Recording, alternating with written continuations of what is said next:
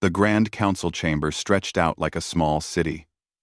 Thousands of beings from hundreds of worlds sat in curved rows that climbed up toward a domed ceiling made of transparent metal. Stars glittered beyond it, cold and distant. Ambassador Park Minji walked down the central aisle with her head high and her shoulders straight. Her black uniform was perfect. Not a single wrinkle showed. Behind her, 4 other humans followed in a tight line. Corporal Kim Junho kept his hands clasped behind his back. His jaw was tight. He had practiced this walk 100 times back on Earth, but nothing prepared him for the weight of 10,000 alien eyes watching their every step. Next to him, Captain Lee Sora moved like a shadow. Her dark eyes scanned every exit, every platform, every potential threat. Dr. Han Taejin walked with a relaxed smile that didn't quite reach his eyes. He had spent 5 years learning to speak 30 different alien languages. Now he would finally use that knowledge. The humans reached the center platform, a raised circle of white stone that seemed to glow with its own light. Park turned and faced the council. Above them, massive holographic screens showed her face to every corner of the chamber. She bowed slightly, a gesture of respect. The movement was measured and precise. "Honored members of the Galactic Council," she said. Her voice was calm and clear. "Humanity comes before you today to request full membership in this august body. We have served as probationary associates for 15 years. We have followed every regulation. We have contributed to 6 joint scientific missions and 3 peacekeeping operations. We believe we have earned the right to stand among you as equals." A low sound rumbled through the chamber. It might have been agreement. It might have been mockery. Junho couldn't tell. The aliens made so many different sounds: clicks, whistles, rumbles, hisses. His translator chip worked overtime to sort through it all. A massive creature rose from the highest tier. It had 6 legs and skin that looked like polished red stone. 3 eyes blinked in sequence across its face. Vrex Prime, leader of the Vrex Empire delegation. Junho had read the files. The Vrex controlled 70 star systems and commanded the largest fleet in this sector of space. They were also, according to those same files, arrogant bullies who enjoyed crushing smaller species under their metaphorical boots. Humanity. Vrex Prime's voice boomed through the chamber. "Your petition has been reviewed. We find it premature." Vrex Prime's premature. Park's smile never wavered. "Might I ask what criteria we have failed to meet?" "Your technology is derivative," another council member said. This one looked like a floating jellyfish wrapped in light. "You have contributed nothing original to galactic science." Taejin stepped forward smoothly. "If I may address that concern. Humanity has submitted 17 patent applications in the last 3 years alone. Our advancements in quantum computing and medical nanotechnology have been recognized by the Science Directorate as innovative and valuable." Recognized? Yes. The jellyfish being pulsed. Innovative? Questionable. You simply combine existing concepts in new ways. A child playing with building blocks. Junho felt his eye twitch. He forced his face to stay neutral. Next to him, Sora's hand moved slightly toward her sidearm before she caught herself and lowered it back to her side. Park nodded as if she had just received helpful advice. "I see. We will, of course, continue our research efforts. What other concerns does the Council have?" Vrex Prime leaned forward. "Your military posture troubles us. Humanity maintains a fleet far larger than necessary for a species of your standing. You have militarized 70% of your solar system. Your combat doctrines are, "We have never initiated conflict with any Council species," Park said. Her voice remained perfectly level. "Our military exists solely for self-defense and to contribute to Council peacekeeping operations, as requested." Self-defense.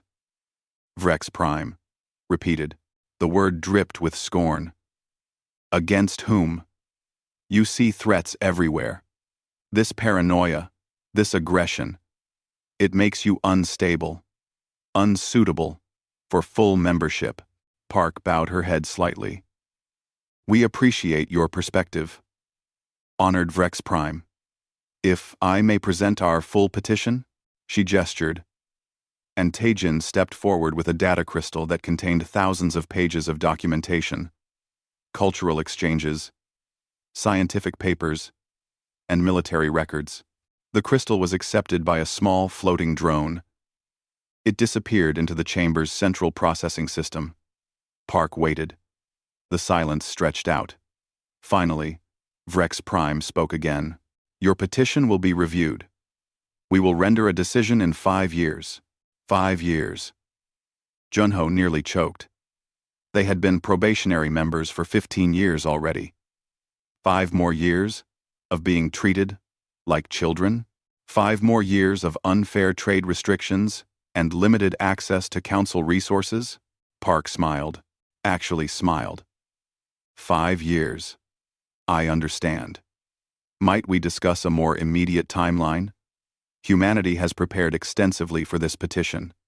We believe all necessary documentation has been provided. 5 years, Vrex Prime repeated. Or would you prefer we deny your petition entirely? Right now, the threat hung in the air like poison gas. Junho watched Park's face. Nothing changed.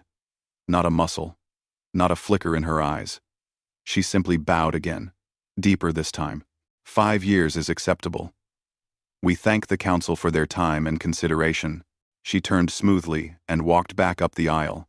Her team fell in behind her. Junho kept his face forward, but he could feel the alien eyes on them, some pitying, some amused, some openly contemptuous. He heard laughter from the Vrex section, low, rumbling laughter that made his blood boil. They reached the exit. The massive doors slid shut behind them. Only then did Park's shoulders sag slightly. She leaned against the wall of the corridor and closed her eyes for a moment. Ambassador? Sora asked quietly. Park opened her eyes. They were hard as diamonds. I'm fine. We all are. We knew this might happen. Gone. 8-way. Gone day. Gone day. 5 more years, Junho said. He couldn't keep the bitterness out of his voice. They're never going to let us in. This is a game to them. Corporal. Park's voice cracked like a whip. Junho straightened immediately. We are diplomats. We represent Earth. We represent 7 billion humans who are counting on us to open the doors to the galaxy. We do not show anger. We do not show frustration. We smile. We bow. And we try again. Is that clear? Ald. Mark. Alder. Alder. Mark. Yes, Ambassador. Crystal clear. Park looked at each of them in turn. We have trade negotiations scheduled for the next 2 weeks. We will attend every session. We will be professional. We will be polite. No matter what they say. No matter what they do. Understood? 4 voices answered in unison. Understood.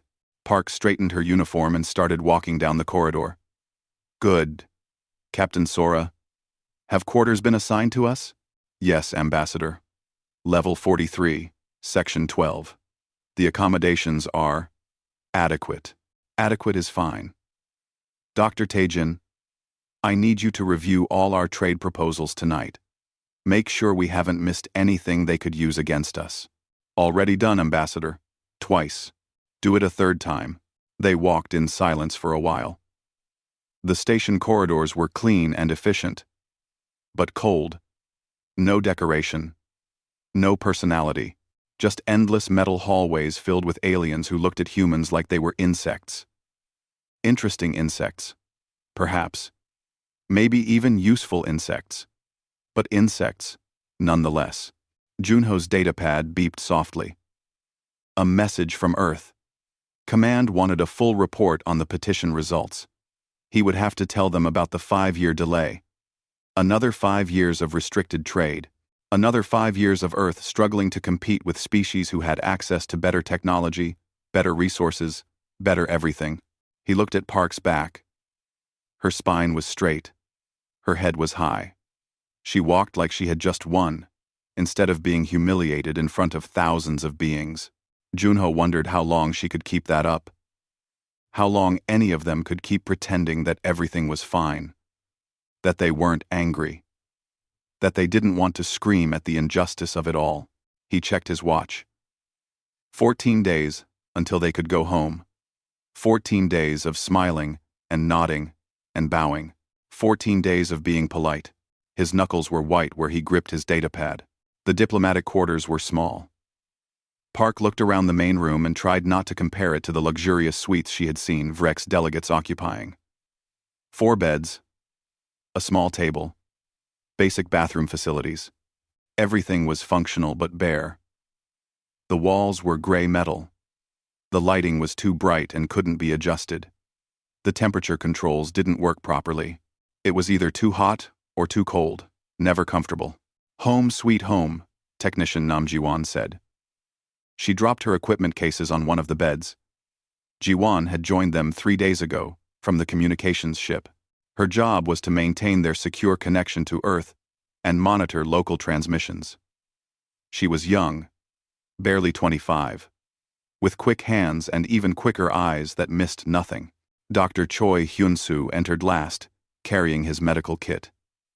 "I'll need to set up a small clinic area. The atmospheric mix here is slightly different than what we're used to. Some of you might experience headaches or nausea." "Great," Junho muttered.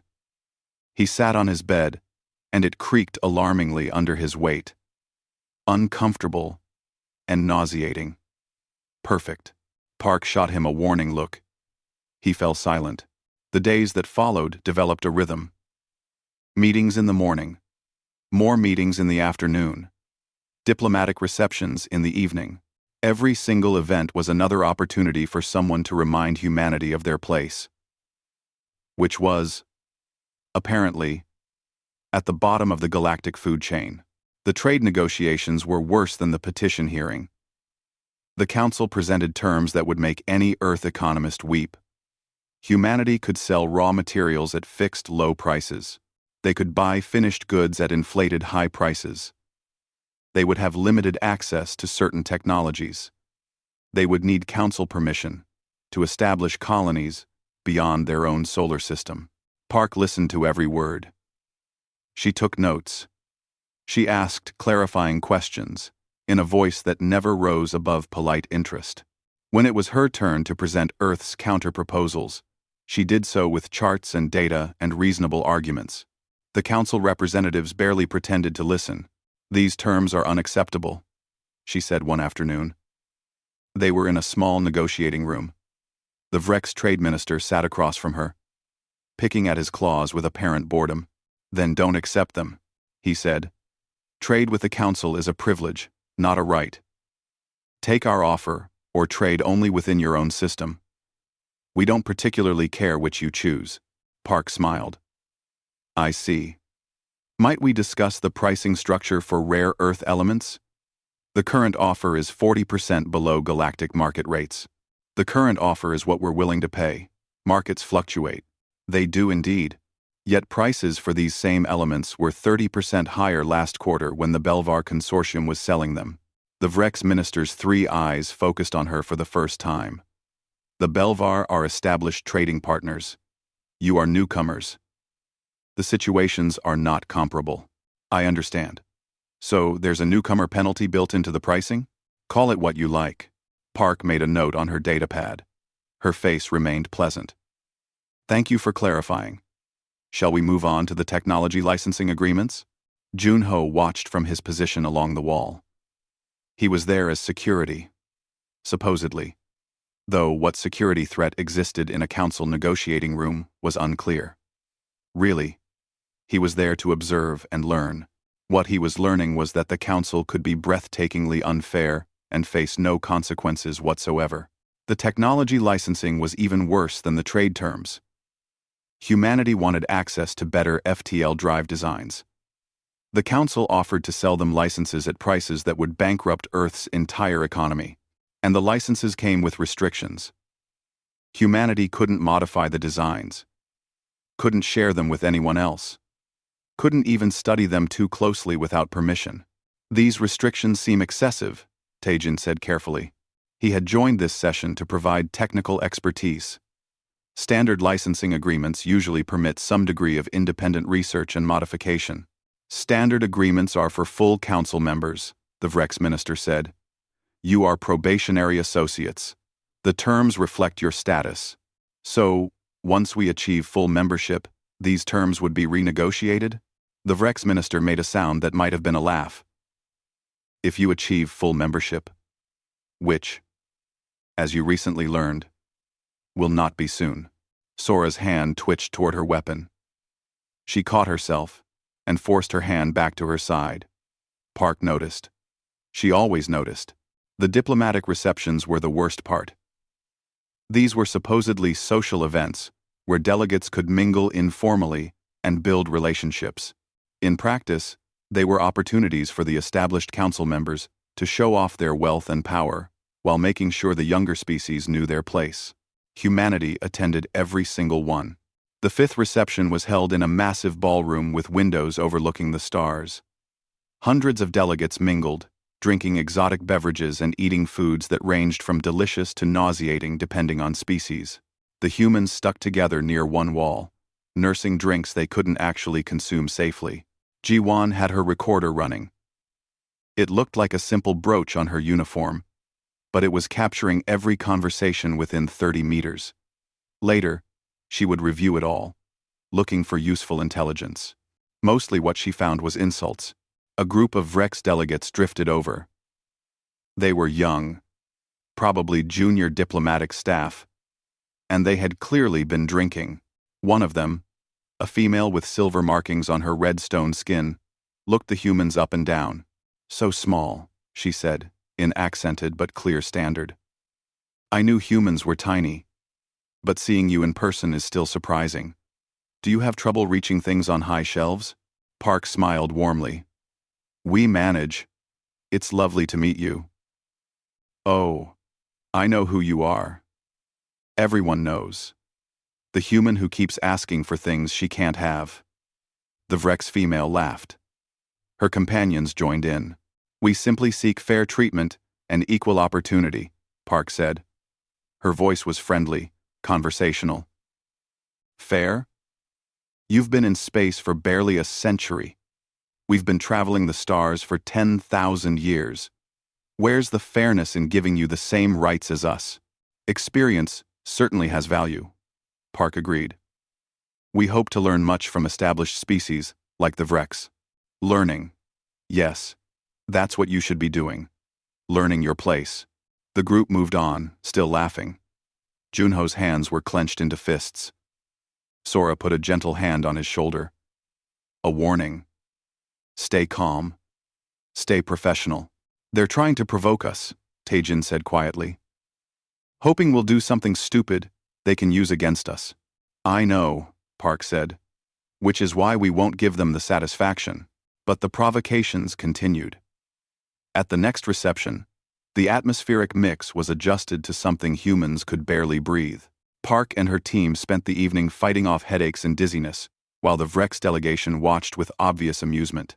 When Park mentioned it to the event coordinator, she was told it was an unfortunate technical malfunction that would be looked into. Their quarters were depressurized 2 days later. Just for 20 minutes. Just enough to make their ears pop and their lungs burn. Just long enough to be frightening. Then the pressure returned to normal. The station's automated systems reported it as a routine maintenance error. Dr. Choi treated everyone for minor symptoms. This is harassment, he said as he checked Ji-won's oxygen levels. Clear and deliberate harassment. File a formal complaint, Park instructed. They'll ignore it. File it anyway. Documentation matters. The complaint was indeed ignored. Meetings started being cancelled at the last minute. Park would arrive at a conference room to find it empty. No message. No explanation. When she inquired, she was told there had been a scheduling conflict that somehow nobody had thought to inform her about. It happened 3 times in 1 week. Trade proposals disappeared into bureaucratic black holes. Requests for information went unanswered. Simple questions that should have taken minutes to resolve took days or weeks. Through it all, Park remained calm. She smiled at every insult. She nodded at every unreasonable demand. She thanked officials who openly mocked her. She was a perfect diplomat, maintaining Earth's dignity no matter what. But Junho saw the cracks forming.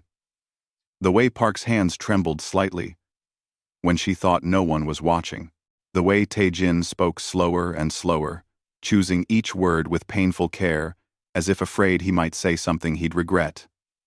The way Sora's hand lived permanently, near her weapon.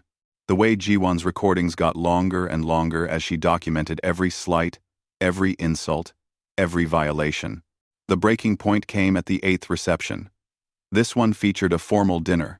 Humans had been assigned seats at a side table, far from the main action. The food served was incompatible with human biology. Not dangerous, just impossible to eat. Different digestive systems. Different nutritional needs. The humans had known this would happen, and had eaten before attending. But the Vrex table, positioned prominently in the center of the room, made a show of enjoying their elaborate meal. They sent servers over to the human table repeatedly, offering dishes they knew humans couldn't consume. "Are you sure you won't try the glazed morthel?" a server asked for the 3rd time.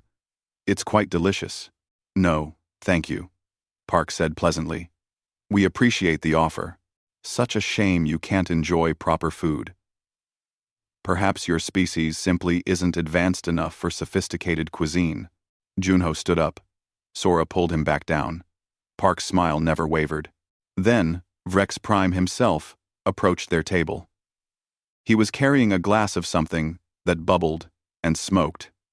He stood over them, his massive form blocking out the light.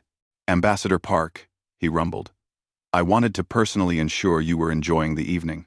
"It's been very educational," honored Vrex Prime. "Good. Good. Education is important for young species. You have so much to learn." He paused, then seemed to notice something. "Oh, but you're not eating. Please, try this." He held out the glass. "That's very kind, but our biology. I insist." The glass came closer. "Surely, you're not refusing my personal hospitality?" Park took the glass. The liquid inside was clearly caustic. Probably harmless to Vrex, but it would burn human skin. She held it carefully, wondering how to navigate this without causing an incident. Vrex Prime smiled. At least, Junho thought it was a smile. Hard to tell with alien faces. "Go on. Drink. I'm afraid this contains compounds that..." The Vrex Prime's hand moved. Fast. Too fast. The glass tilted. The liquid splashed out, directly onto Junho's arm. The corporal screamed. He couldn't help it. His uniform sleeve dissolved instantly. The caustic liquid ate through the fabric and began burning his skin. The pain was incredible. White hot and spreading. Choi moved immediately, pulling out emergency medical supplies. Jiwon grabbed water to dilute the caustic agent. Sora stood, her hand actually on her weapon now. Vrex Prime stepped back, his eyes wide with false surprise. "Oh my. How clumsy of me. Please forgive the accident. I do hope your soldier isn't too badly hurt." Park stood slowly. Her face was completely calm. "Of course," honored Vrex Prime. "Accidents happen. Indeed they do. Especially around species who are so fragile." The Vrex delegates at the central table were trying to hide their laughter, failing. Choi wrapped Junho's arm in synthetic skin. The corporal's face was white with pain, but he didn't make another sound. He stood at attention. His jaw clenched so tight his teeth should have shattered. Park bowed to Vrex Prime. "If you'll excuse us, we should get Corporal Kim to proper medical facilities." Of course. "I do hope this unfortunate incident won't affect our negotiations." "Not at all," Park said. Her voice was perfectly level. "We understand. These things happen. They left the reception in formation. Park in front, walking steadily. Choi supporting Junho. Sora and Taejin flanking them. Jiwon bringing up the rear. Her recorder capturing every moment. They made it back to their quarters before anyone spoke. "Those bastards," Junho hissed through clenched teeth. "We know," Park said. "So what are we going to do about it?" Park looked at him. Her eyes were hard. "Nothing. We're going to file a medical report. We're going to document the incident. And we're going to continue our mission." "Ambassador, this is what they want, Corporal. They want us to lose our tempers. They want us to do something stupid so they can justify treating us like violent children. We will not give them that satisfaction."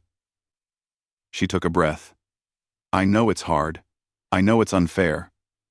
But we represent Earth. We stay professional. We stay polite. No matter what." Junho looked down at his bandaged arm. The pain was already fading thanks to Choi's treatment. But the memory of it would last much longer. "Yes, Ambassador," he said finally. Park nodded.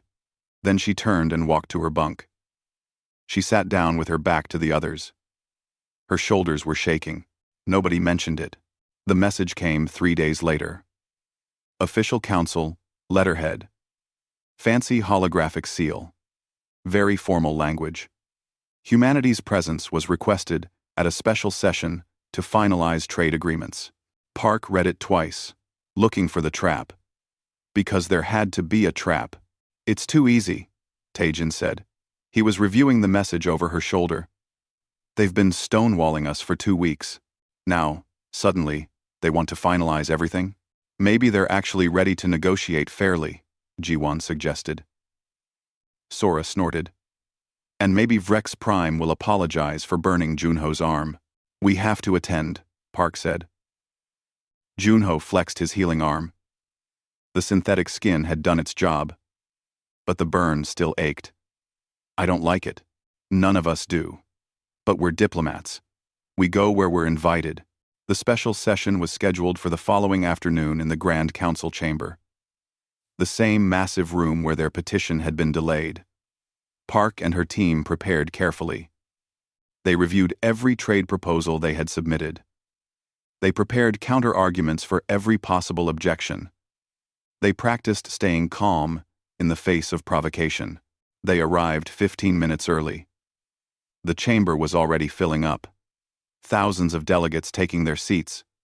News drones hovering to record the proceedings. This was big.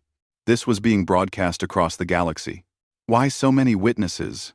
Sora muttered. "Shh," Park said. But she was wondering the same thing. They took their position on the central platform. The lights dimmed. The session began. Vrex Prime stood at the highest tier, his 3 eyes gleaming in the spotlight. "Delegates of the Galactic Council," he rumbled. "We are here today to conclude trade negotiations with the human species. After careful consideration, the Trade Commission has prepared a comprehensive agreement that will govern humanity's economic relationship with the Council." Park felt a small flutter of hope. Maybe this was real.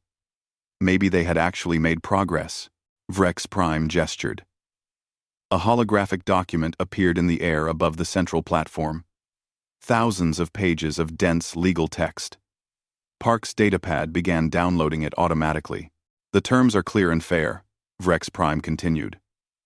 "Humanity will receive the guidance and protection of the Council. In exchange, humanity will contribute resources, technology, and personnel to the greater good of the galactic community." Park began reading the document. Her eyes moved faster and faster. Her face went pale. This wasn't a trade agreement. This was a subjugation treaty. Humanity would turn over control of all extrasolar colonies to Council administration. Earth's military fleet would be placed under Vrex command. Human scientists would be assigned to Council research facilities with no choice in the matter. All trade would flow through Council-approved channels, at Council-approved prices. Humanity would pay tribute in the form of resources and manufactured goods. The list went on and on. In exchange, humanity would receive protection from unspecified threats, and guidance in developing their civilization. They would be allowed to maintain internal self-government on Earth itself. How generous. Taejin was reading over her shoulder. She heard his sharp intake of breath. "This is slavery," he whispered. Park looked up at Vrex Prime. The Vrex leader was watching her with obvious satisfaction. "These terms," she began carefully, "seem significantly more restrictive than what we've been negotiating. They reflect reality." Vrex Prime said, "Humanity is not ready for equal partnership. You need guidance. Structure. These terms provide that. They provide subjugation." A rumble of sound went through the chamber. Some species made sounds of approval. Others seemed uncomfortable. Park realized with growing horror that this had happened before. Other young species, standing exactly where she was standing, reading similar terms.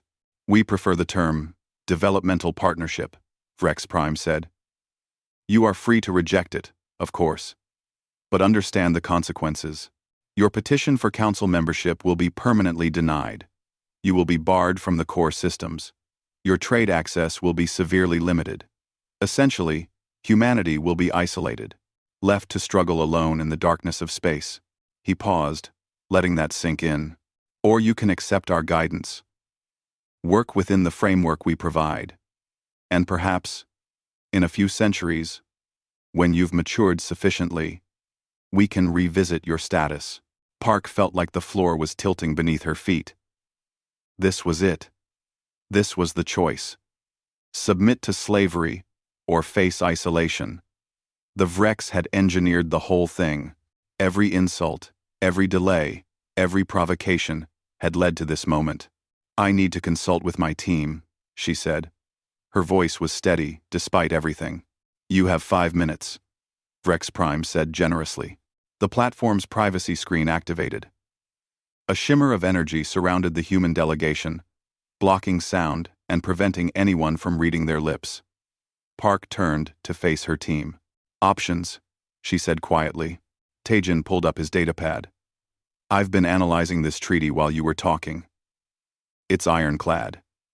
If we sign this, Earth becomes a client state. We'd have no real independence, no real rights. They could drain our resources, take our people, and we'd have no recourse. So we refuse," Junho said. "And face isolation," Jiwon added. "Earth needs council trade. We need their technology. Without it, our colonies will struggle. Our economy will suffer. People will die. People will die anyway under this treaty," Sora said. "Just slower, and under Vrex control." Choi had been silent, but now he spoke. "What about our crew? The people on our ship?" Everyone turned to look at him. "What about them?" Park asked. "Where are they right now?" "We've been so focused on negotiations that I just realized we haven't heard from Commander Yoon in days." Sora's face went white. She pulled out her comm device. "Tried to contact the ship.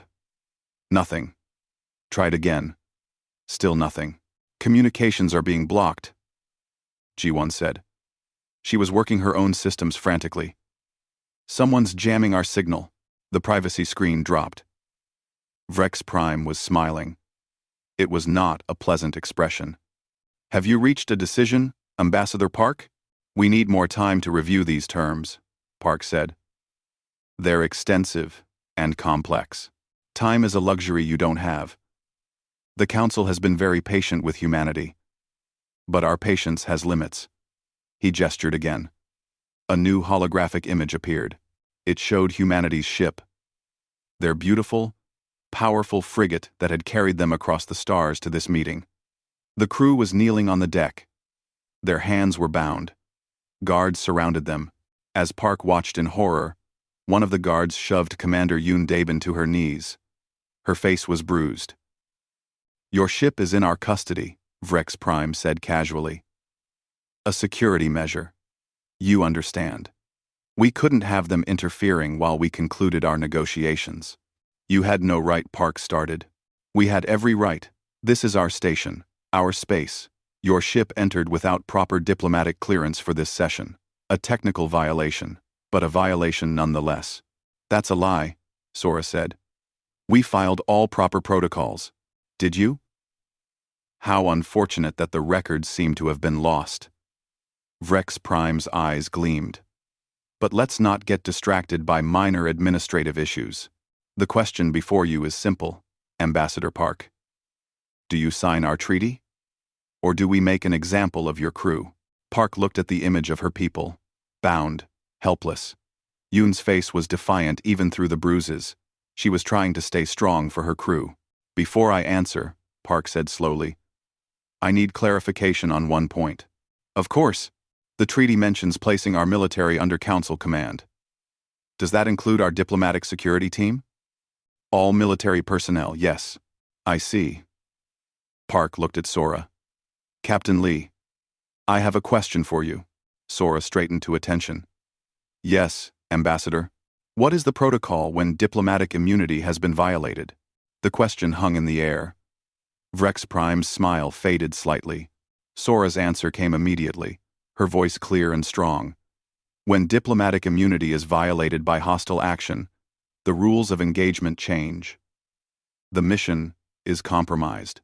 We are no longer operating under diplomatic protocols.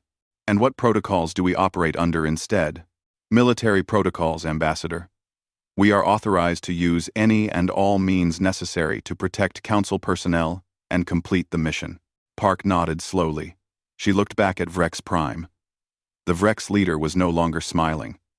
He was starting to realize that something had changed. The human woman standing before him didn't look like a diplomat anymore. Honored Vrex Prime, Park said. But now it carried an edge that made several nearby delegates lean away. I'm afraid there's been a misunderstanding. What misunderstanding? You seem to think we came here just to negotiate. That we're simply diplomats with no other options. She glanced at her team. They were all standing differently now. Straighter. More alert. Junho was cracking his knuckles. Taejin was unbuttoning his diplomatic jacket to reveal body armor underneath. Jiwon had put away her recording brooch and pulled out her data pad, but her fingers were moving across it in patterns that had nothing to do with taking notes. You are diplomats, Vrex Prime said. But he sounded uncertain now. Yes, Park agreed. We are. And we've been very diplomatic for 2 weeks. We've smiled at your insults. We've nodded at your unreasonable demands. We've stayed polite while you've done everything possible to humiliate us. She took a step forward. But here's what you didn't understand. We're not just diplomats. Every one of us has other training, other skills, other purposes. Sora's hand was now resting openly on her weapon. Not threatening, just ready. Captain Lee isn't just security, Park continued. She's special operations, trained to fight in zero gravity, toxic atmospheres, and enclosed spaces. Like, say, a space station. Junho smiled. It wasn't a nice smile. I'm not just a military attaché. I'm intelligence. I've spent 2 weeks mapping every system on this station. Power, life support, security. I know where everything is. I know how everything works. Taejin finished removing his jacket. The body armor underneath was sleek and clearly advanced. I'm not just a cultural liaison. My doctorate is in xenobiology, specifically the tactical weaknesses of various species. I know exactly how to hurt every being in this chamber, if I need to. Jiwon held up her datapad. And I'm not just communications, I'm electronic warfare. I've been inside your system since the day we arrived. Every security camera, every locked door, every automated system. Want to guess who controls them now? The chamber had gone silent. Thousands of delegates watching. Waiting. Thank you. Lon. Clickst. Park looked back at Vrex Prime. The Vrex leader had gone very still. So here's what's going to happen, Park said. Her voice was still calm, still level. But now everyone could hear the steel underneath. You're going to release our crew. You're going to return our ship. You're going to apologize for violating diplomatic protocols. and then we're going to renegotiate everything. From the beginning. As equals. You wouldn't dare threaten the council, Vrex Prime said. But his voice shook. Oh, I'm not threatening, Park said. I'm informing. You see, we came here prepared for two possibilities. 1. You negotiate with us fairly. And we all walk away happy. 2. You try to subjugate us, and we show you exactly why humanity earned the right to be here. 42. 42-3. 15 Nowis. 15 Nowis. She smiled. It was nothing like her diplomatic smile. This smile showed teeth. Congratulations, honored Vrex Prime. You chose option 2. Sora pulled her weapon. Not pointed at anyone. Just held. Ready. Junho's datapad beeped. Station weapon systems are now offline. Life support is now under my control. All security doors are locked. This chamber is sealed. The delegates started to panic. Sounds of alarm in a dozen languages filled the air. Silence! Park's voice cracked across the chamber like a whip. The noise stopped. She looked around at all the species who had spent 2 weeks looking down on humanity. Who had insulted them, cheated them, hurt them, and smiled while doing it. Humanity has been polite, she said. We've been patient. We've been diplomatic. We've followed every rule, met every standard. And you've treated us like slaves, like children, like we're somehow less than you because we're younger in the stars. She paused. But here's what you forgot. We're young because we're good at surviving. We're newcomers because we mastered space travel in less than a century. We're aggressive because we come from a world that tried to kill us at every turn. And we not only survived, we thrived. Another pause. Longer this time. We are the descendants of hunters who chased prey for days until it collapsed from exhaustion. We are the species that looked at every hostile environment on our planet and said, I can live there. We have fought wars over spices. We have crossed oceans in wooden boats. We have split the atom and walked on our moon and reached for the stars.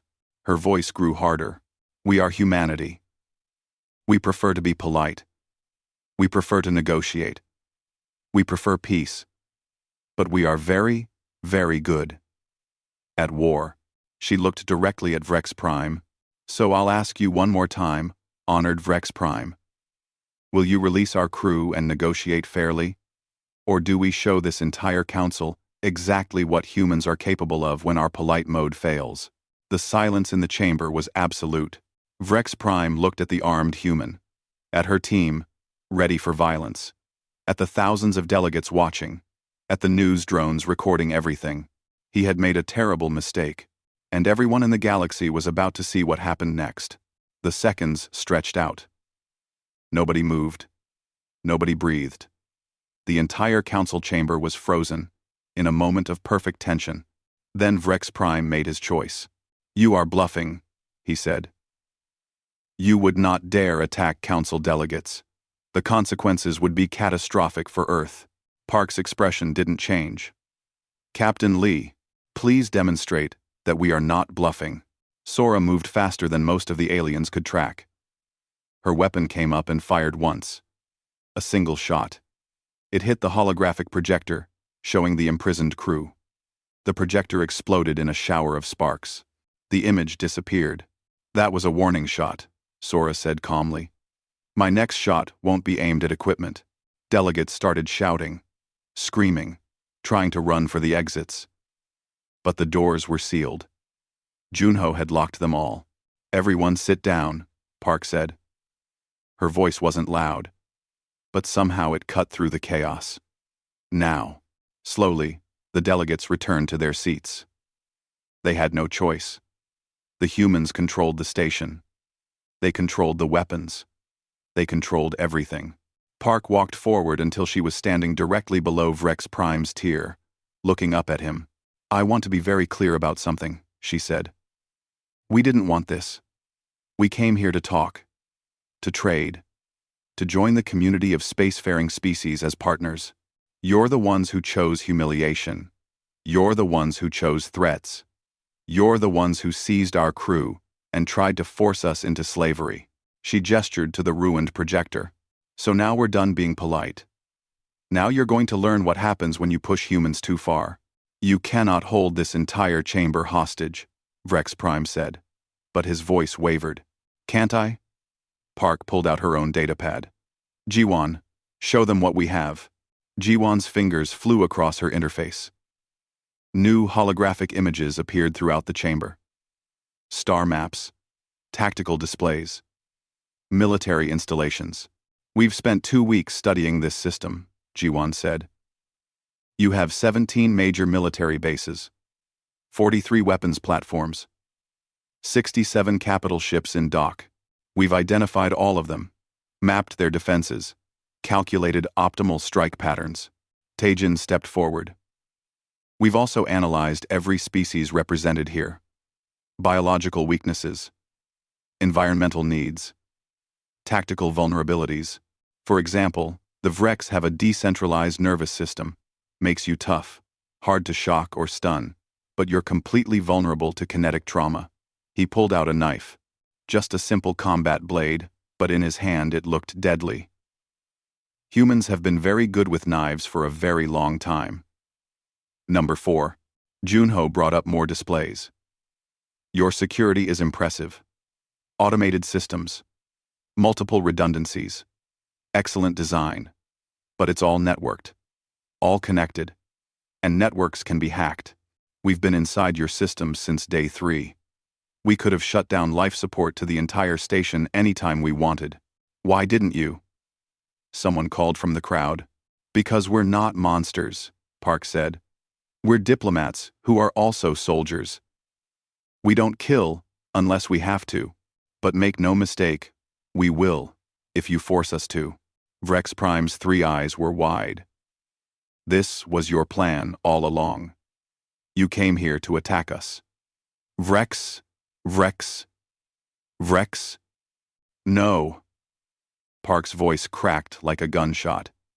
We came here to join you. You're the ones who turned this into a conflict. You're the ones who couldn't accept that humanity deserved respect. You're the ones who thought you could bully us into submission. She took a breath, calming herself. But you were wrong.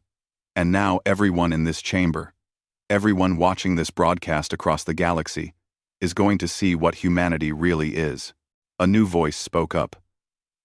Not Vrex. A smaller species from the back tiers. Their translator made them sound nervous. What do you want? Park turned to face them. What we've always wanted. Fair treatment. Equal standing. A chance to prove ourselves through our actions. Not be judged by our age or appearance. And you'll take it by force? We'll take it if we have to, Park admitted. But we'd much rather have it given freely. Because despite everything, we still believe in the ideals of this council. Unity, cooperation, peace. We just want those ideals to actually apply to us too. Silence again. Then another voice, from a different section. The Vrex said you were dangerous, aggressive. Maybe they were right. Junho laughed. It was a harsh sound. Oh, we're dangerous. Absolutely. But we're not aggressive. There's a difference. Aggressive means we start fights. Dangerous means we finish them. Sora nodded. We've been coming to your receptions for 2 weeks, smiling while you insulted us, staying calm while you cheated us, standing still while you burned us. She looked at Junho's healing arm. We did that because we're professional, because we're disciplined, because we can control ourselves. She raised her weapon slightly, but don't mistake control for weakness. We can be polite, or we can be brutal. Park's comm device beeped. She glanced at it, and a small smile crossed her face. Ah. Good news. Captain Yoon has secured the docking bay. Our crew is free. Your guards are unconscious, but alive. Our ship is now combat-ready and has weapons locked on this station. Vrex Prime stood abruptly. Impossible. We had a full security detail guarding them. You had 20 guards, Park said. Commander Yoon is one of Earth's best tactical officers. She's been in combat situations you couldn't imagine, and she's been waiting for our signal since the moment you seized the ship. She paused. You know what the signal was? Me dropping the word clarity. In conversation. One word. That's all it took. Because we plan ahead. We prepare for the worst. We never assume things will go smoothly. Well, we created. We created. We created. She looked around the chamber. That's what you don't understand about humanity. We hope for the best, but we always prepare for the worst. We smile and talk and negotiate, but we're always ready for everything to go wrong.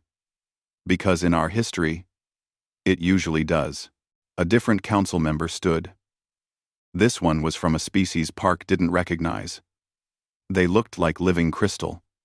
Their form, catching and reflecting the light. If you are so prepared for war, why waste time with diplomacy? Because diplomacy is better, Park said simply. War destroys, kills, leaves scars that last generations. Diplomacy builds, creates, makes things better for everyone. She gestured around the chamber. We don't want to be your enemies. We never did. We want to be your partners, your friends, if possible. We just need you to treat us like we matter. And if we refuse, Park's expression hardened, then we walk away. And maybe in a few decades or centuries, when we're stronger, we come back. But by then, we won't be asking for permission to join you. We'll be strong enough that you'll be asking to join us. It was a bold statement. Arrogant, even. But nobody laughed. Because they had all just seen what 5 humans could do. When they stopped being polite. They didn't want to see what humanity could do with time and motivation. Another voice from the crowd. The Vrex Empire is powerful. If you threaten them, they'll crush Earth. They can try. Junho said cheerfully. Earth has 200 defense platforms, 50 capital ships, 3 million trained military personnel, automated mining operations on 4 moons and 2 asteroid belts. We might be young, but we're not helpless. And more importantly, Taejin added, we're not alone. Earth is one world, yes, but we have colonies on 7 other planets, research stations on 20 moons, mining operations across 50 asteroid systems. You can't crush us without committing to a long, expensive war. A war you'd lose eventually, Vrex Prime said. He was trying to sound confident. Probably, Park agreed. But you'd bleed for it. How many ships would you lose? How many soldiers? How much money? How much time? And while you're busy with us, what happens to your other enemies? Your other rivals? She let that sink in. You rule 70 systems, Vrex Prime. How many of them actually like you? How many are waiting for you to show weakness? If you commit your forces to destroying Earth, who's going to take advantage? Vrex Prime said nothing. Because they both knew the answer. The crystalline delegate spoke again. What you're describing is mutually assured destruction. Stalemate. Opson. They are. Dalemate. Exactly, Park said.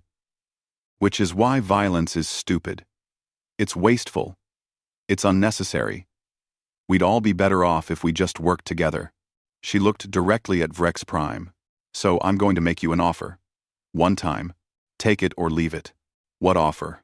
You release our crew completely. You return our ship in perfect condition. You issue a formal apology for the violation of diplomatic protocols. And you sit down with us to negotiate a real trade agreement. Fair terms. Equal standing. No tricks. And if I refuse? Park's smile was ice. Then this broadcast continues. Every species in the galaxy gets to see you try to enslave a probationary member species. They get to see you seize a diplomatic ship. They get to see you assault an ambassador's staff. And we'll make sure they see every single detail. Jiwon held up her datapad. I've got 2 weeks of recordings. Every insult, every provocation, every violation. It's all documented. All time-stamped. All verified. If this goes public, the council's reputation will be destroyed. You'd destroy the council? Someone asked, horrified. No, Park said. You'd destroy the council. We'd just be showing everyone what you really are. What you've always been. A group of older species exploiting younger ones. Using your advantage to maintain power. She spread her hands. But it doesn't have to be that way. You could choose to be better. To actually live up to the ideals you claim to represent. Unity. Cooperation. Peace. You could choose to treat humanity fairly. And through us, all the other young species you've been crushing. The murmurs started then. Delegates talking among themselves. Park caught words in different languages. Her translator chip worked overtime. Some were angry. Some were scared. But some were interested. Because Park was right. The Vrex weren't the only powerful species in the council. Others had been watching them grow too strong. Others had been looking for an excuse to knock them down a peg, and humanity had just given them that excuse. A new delegate stood. This one was from the Belvar Consortium, a trading alliance that controlled almost as much space as the Vrex. The Belvar representative was small and round, with fur that sparkled in the light. The Belvar Consortium is interested in fair trade with humanity, they announced. We propose a separate negotiation, outside of council oversight. Another delegate rose. The Telmaran Unity also wishes to discuss direct trade. More voices, more species, all of them seeing an opportunity, a chance to work with humanity, a chance to spite the Vrex, a chance to be on the winning side of what was clearly becoming a major political shift. Vrex Prime watched his influence crumbling in real time. His three eyes moved from delegate to delegate, seeing the coalition forming against him. Finally, he slumped in his seat. What exactly are you proposing? He asked quietly. Park's heart was pounding, but her voice stayed level. Simple. We start over. No subjugation treaty. No unfair terms. We negotiate as equals. If we can't agree on something, we walk away from that specific issue. But we keep trying, keep talking, until we find common ground. 2. And your threats? Your control of the station? The moment our crew and ship are safe, we'll return control. We'll stand down. We'll go back to being diplomats. She paused. But we'll never forget what happened here. And neither will the galaxy. Vrex Prime looked at the news drones. Still recording? Still broadcasting? Millions? Maybe billions of beings watching across the galaxy. He had lost. Not through military defeat. Through political humiliation. The mighty Vrex, outmaneuvered by 5 humans. Very well, he said. We will renegotiate. Park bowed, a small, controlled movement. Thank you, honored Vrex Prime. Captain Yoon, please return to the ship and stand down from combat readiness. Confirmed, Ambassador. Yoon's voice came through the comm. Standing down. All crew safe and accounted for. Park nodded to Jiwon. Return control of the station to normal operations. Are you sure, Ambassador? Jiwon asked quietly. I'm sure. We made our point. Jiwon's fingers moved. The doors unsealed. The lights returned to normal. The station's automated systems returned to regular control. Within seconds, everything was back to normal. Except nothing was normal anymore. The entire council had just seen humanity's true face. Not the smiling diplomats, not the polite ambassadors, but the warriors underneath, the survivors, the builders and breakers and stubborn fighters who refused to quit. And the galaxy would never see humanity the same way again. 3 months later, Ambassador Park stood in the same council chamber. But everything was different. The Vrex delegates sat in the middle tiers now, not the highest. Their influence had crumbled in the weeks following what the galactic media was calling the human incident. 3 of their client species had declared independence. 2 of their allies had publicly distanced themselves. The mighty Vrex Empire was still powerful, but they were no longer untouchable. Park wore the same black uniform, Same crisp lines. Same professional appearance. But now, when she walked down the aisle, delegates nodded respectfully instead of looking away. Some even smiled. Her team walked behind her. Junho's arm had healed completely, leaving only a small scar he wore like a badge of honor. Sora moved with the same alertness. But now she wasn't the only armed person in the chamber. Several species had requested human security consultants. Apparently, humanity's special forces were now in high demand. Taejin carried a stack of data pads containing trade agreements, technology exchanges, and cultural partnerships. Humanity had been busy. Jiwon's recordings had sparked 17 separate investigations into council corruption. The evidence was too clear. And Parter, too detailed to ignore. Dr. Choi had gone back to Earth to report on everything that had happened. In his place was Commander Yoon. The ship's captain had become something of a legend, the woman who escaped Vrek's custody and retook her ship with nothing but surprise and determination. She now commanded a small fleet, humanity's official contribution to Council peacekeeping forces. They reached the center platform. Park stopped and looked up at the council. A new figure sat in the highest tier. The crystalline delegate who had asked Park about mutually assured destruction. They had been elected as the new council leader after the Vreks were removed from power. Change had come to the galaxy, and it had come fast. Ambassador Park Minji of Earth, the crystal being said. Their voice chimed like bells. We welcome you back to the council chamber. We have much to discuss. Park bowed. Thank you, honored chairman. I appreciate the council's willingness to continue our dialogue. Dialogue, the chairman repeated. Yes, that's the correct word. Not demands. Not ultimatums. Dialogue. They paused. Though I must say, your previous demonstration was quite effective at encouraging such dialogue. A ripple of laughter went through the chamber. Park allowed herself a small smile. We regret the necessity of that demonstration. But we are pleased it led to productive conversations. Productive indeed, the chairman agreed. In the past 3 months, 17 probationary species have been granted full council membership. 8 new trade partnerships have been established. 4 corrupt oversight committees have been dissolved. The council has changed more in 3 months than in the previous 3 decades. Park said nothing. She had learned when to speak and when to let silence do the work. All because 5 humans refused to accept unacceptable terms, the chairman continued. All because you were willing to show us what you were truly capable of. Vrex Prime stood from his new, lower position. He looked smaller somehow. Less certain. His 3 eyes focused on Park. The Vrex Empire wishes to extend a formal apology to humanity, he said. The words clearly hurt him, but he spoke them anyway. Our treatment of your delegation was inappropriate. Our attempt to impose unfair terms was wrong. We violated diplomatic protocols and endangered your crew. For this, we apologize. It was the first time in Vrek's history that they had apologized to anyone. The chamber went silent. Park looked at him for a long moment.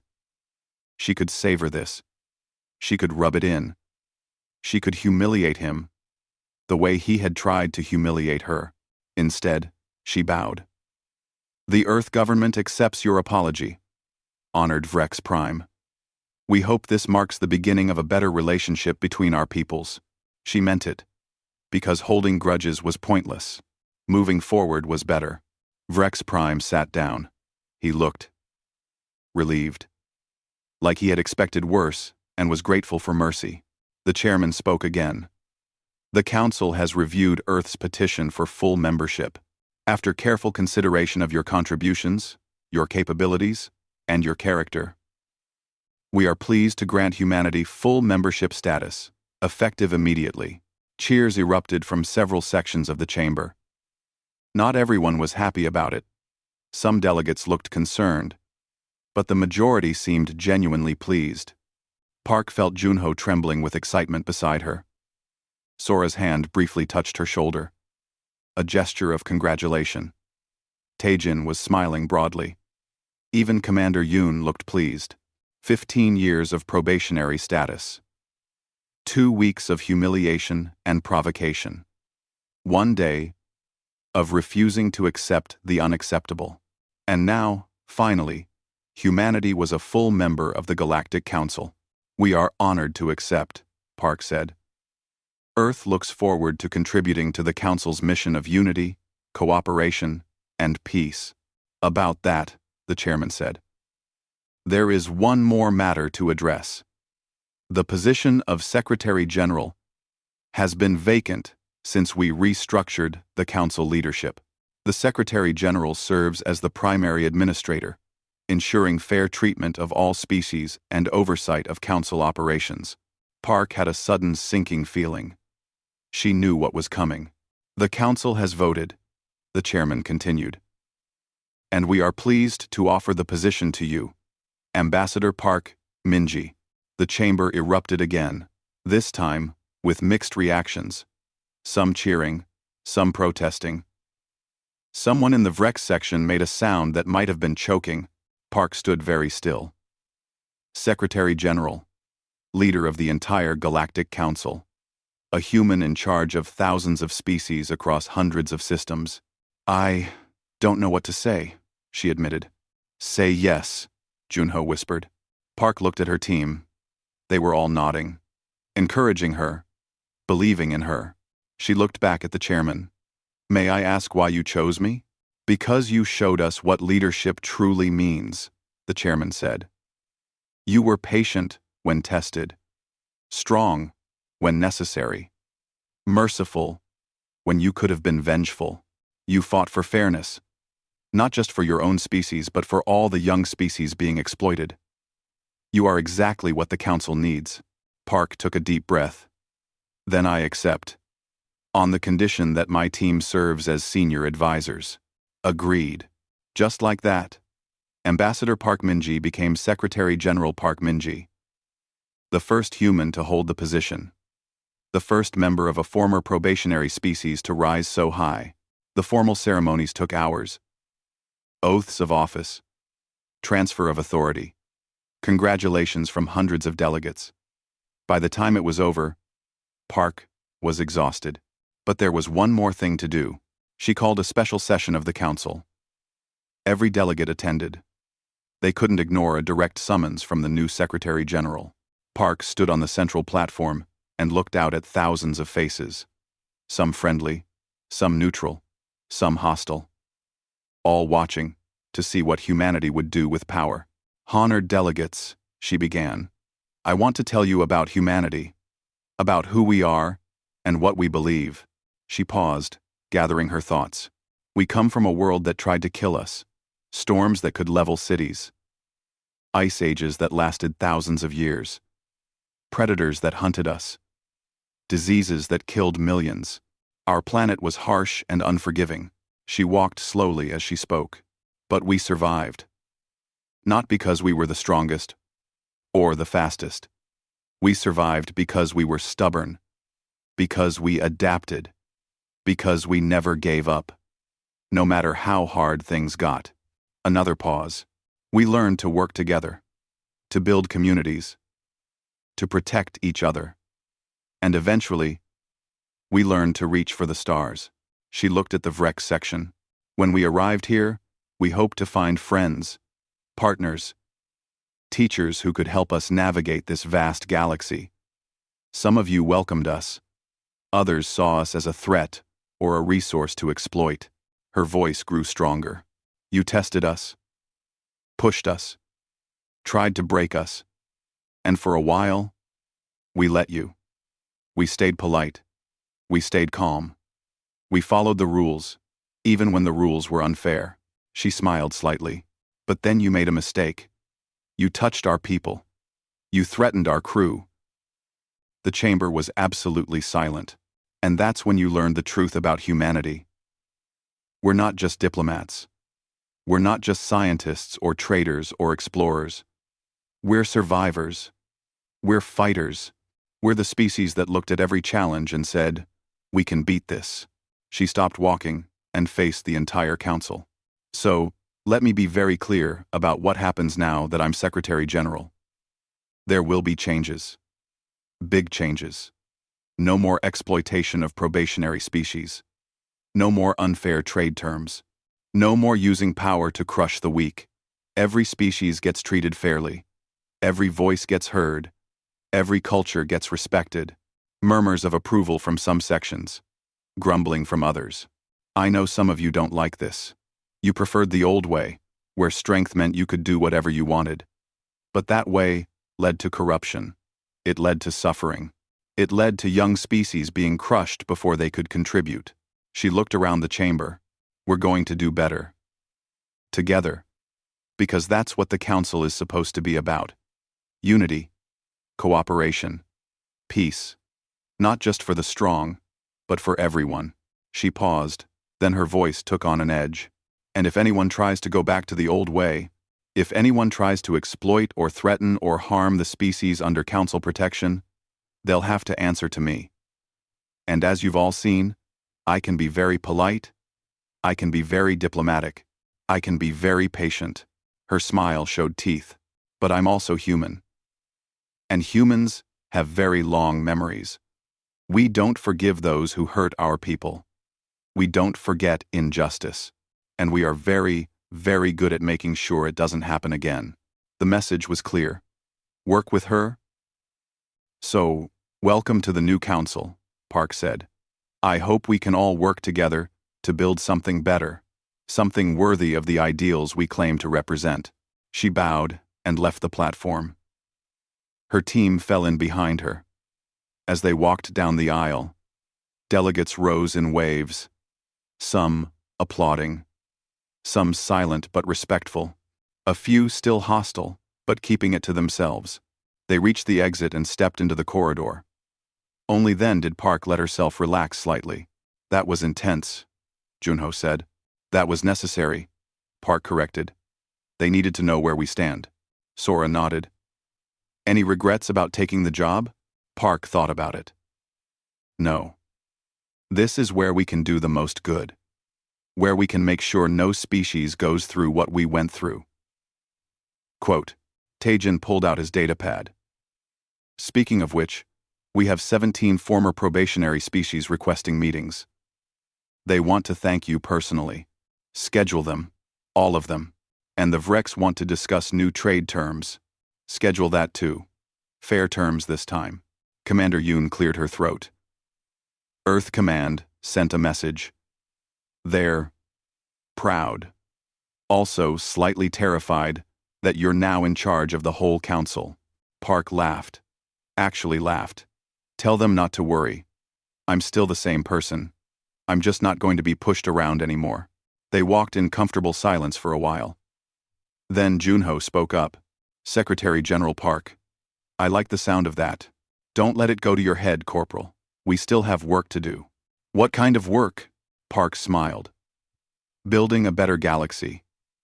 Making sure every species gets a fair chance. Creating the kind of council we wanted to find when we first arrived. That's a big job. Yes. But we're humans. We're good at big jobs. They reached their new quarters. Much nicer than the cramped room they'd had before. Proper space. Comfortable furniture. Windows. Looking out at the stars. Park stood at the window for a moment, looking at the vast expanse of space. Somewhere out there was Earth. Home. She thought about the journey that had brought her here. The years of training. The months of travel. The weeks of humiliation. The day everything changed. The day humanity's polite mode failed. You know what the funny thing is? She said to her team. What's that? Sora asked. We would have been happy with simple membership, fair trade, equal treatment. That's all we wanted. And now you're running the whole thing. Teijin said. Because they pushed too hard. Because they couldn't accept that we deserved respect. Park shook her head. They created their own worst nightmare. A human with power and authority who remembers exactly how they treat those they think are weak. Junho grinned. Serves them right. Wow. Junho grinned. Junho grinned. Park turned from the window. Maybe. But we're not going to abuse this power. We're going to use it to make things better. For everyone. That's the difference between us and them. Is it though? Commander Yoon asked quietly. We did threaten them. We did take control of the station. We did show them our capacity for violence. We did, Park agreed. Because they gave us no choice. But notice what we didn't do. We didn't hurt anyone. We didn't destroy anything. We didn't use our advantage to crush them the way they tried to crush us. We used exactly enough force to make our point. Then we stopped. She looked at each of them. That's what makes us different. We can be violent. We can be dangerous. We can be ruthless when necessary. But we choose not to be. Unless there's no other option. We prefer diplomacy. We prefer peace. We prefer building over destroying. So we're still the good guys? Junho asked. We're trying to be, Park said. And as long as we keep trying, as long as we use our power to protect instead of exploit, then yes, we're the good guys. Sora raised her water bottle. To humanity. May we always try to be better. The others joined in. To humanity. They drank, and outside the window, the stars continued their eternal dance. The galaxy was vast, and full of danger and opportunity in equal measure. But now, for the first time, humanity had a real voice in how things worked, and they intended to use it well. 6 months later, Park stood in a lecture hall on Earth. She had been invited to speak at the Global Diplomatic Academy, where new ambassadors were being trained. The students looked young and eager, bright-eyed, and ready to take on the galaxy. Park remembered being like that. Before the council. Before the humiliation. Before the day everything changed, a student raised her hand. Secretary General Park, can I ask you something? Of course. When should we stop being polite? How do we know when to let our polite mode fail? Park smiled. It was a good question. An important question. Polite mode should fail when they cross the line, she said. When they hurt your people. When they threaten those under your protection. When they mistake your kindness for weakness and try to exploit it. She paused, making sure they understood. Be polite. Be diplomatic. Be patient. Those are good things. But never let anyone think your politeness means you're weak. Never let anyone think they can walk all over you without consequences. Another student spoke up. But what if we can't back up our threats? What if we're not strong enough? Then don't make threats, Park said simply. Make promises. And only make promises you can keep. We didn't threaten the council. We promised to walk away if they didn't treat us fairly. We promised to defend our crew. We promised to never forget how they treated us. Those were all things we could absolutely do. Lunzing, I have a great advisor. She walked along the front of the lecture hall. Strength isn't just about military power. It's about will. About determination. About the absolute refusal to accept unacceptable terms. Even if you think you're going to lose, even if the odds are against you, standing up for what's right has power. Even if it starts a war? Someone asked. Park stopped walking. Yes. Even then. Because some things are worth fighting for. Freedom, dignity, justice, the safety of your people. If you won't fight for those things, what will you fight for? The lecture hall was silent. The students were thinking, processing, learning.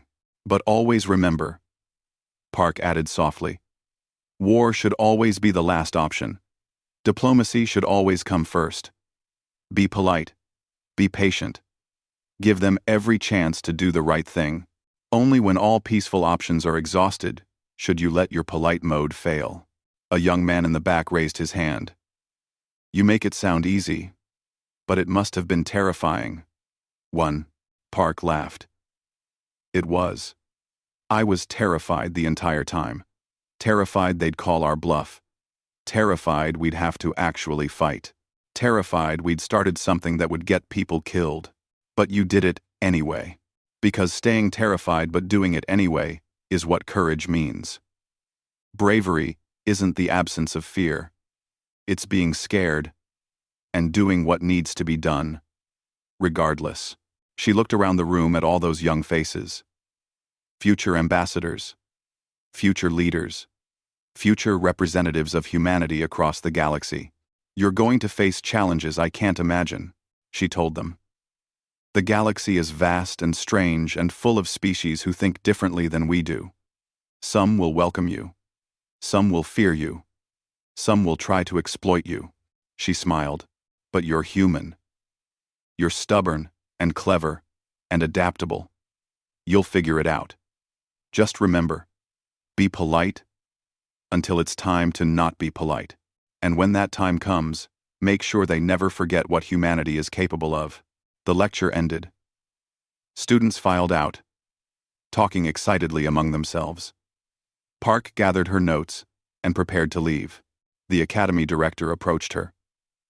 That was an excellent talk, Secretary General. Though I worry you might have encouraged our students to be a bit too aggressive. Park shook her head. I encouraged them to be strong. There's a difference. Aggressive means you start fights. Strong means you finish them. And humanity? We prefer not to fight at all, Park said. But we're very, very good at it. When we have to be. The galaxy learned that lesson. Now, our students need to remember it. She left the academy and returned to her ship. Back to space. Back to the council. Back to the work of building a better galaxy. Because that's what humans did. They built things. They fixed things. They made things better. Even when it was hard. Even when it meant standing up to beings more powerful than themselves. Even when their polite mode had to fail. And somewhere in the galaxy, on worlds humanity had never heard of, young species looked up at the stars and felt hope, because if humanity could stand up to the mighty Vrex Empire, maybe they could stand up to their oppressors too. Maybe they could demand fair treatment. Maybe they could change things. That was Park's real legacy. Not the power, not the position, but the proof that being small or young or new didn't mean you had to accept injustice. It meant you could fight back. And win. The galaxy had learned its lesson the day humanity's polite mode failed, and it would never forget.